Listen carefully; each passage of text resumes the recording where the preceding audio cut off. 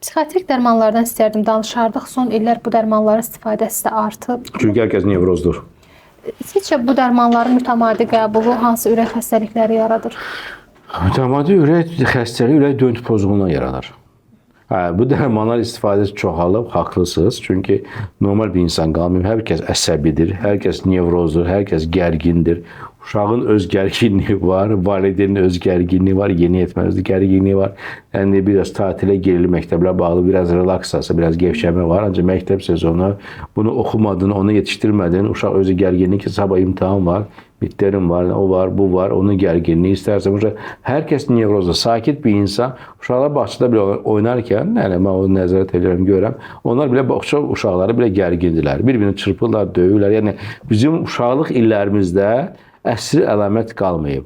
Cəmaatı çölə arada nəzarət edilən bulvarda və s. Bizim uşaqlıq illərdə bulvarda yürüyüş insanların, ziyalıların, böyüklərin çox sakin və s. Hər kəs gərgindir, hər kəs harasa tələsir.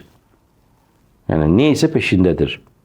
Yəni, elə bir lətifə var ki, Azərbaycan milləti hər zaman məşğuldur, ancaq boş o dəqiqəsi yoxdur. Yəni, çünki hər kəs neysə koşturmasındadır. Və təbii ki, bu müsbət və mənfi tərəfi də var. Mənfi tərəfi ki, dinlənmir, eləmir, nevroz olur və təbii ki, bu gedir axırda ya öz başına, ya neyropatoloqa yanından gedirlər, dərmanlara qəbul edirlər, düzgün yalan və əslində mən bunu içdiyim, sərahətlədim. Sən də ən çox bu qonşu lafları ilə və ya aptekerləri satan, tibbdən uzaq olan insanları ilə bu dərmanla hiç sakinləşərsən. Gedirəm, mən Həsən Məmməd nəyim var? Mən ürəyim tez-tez döyünür, biraz əsəbiyəm, mesela yata bilmirəm.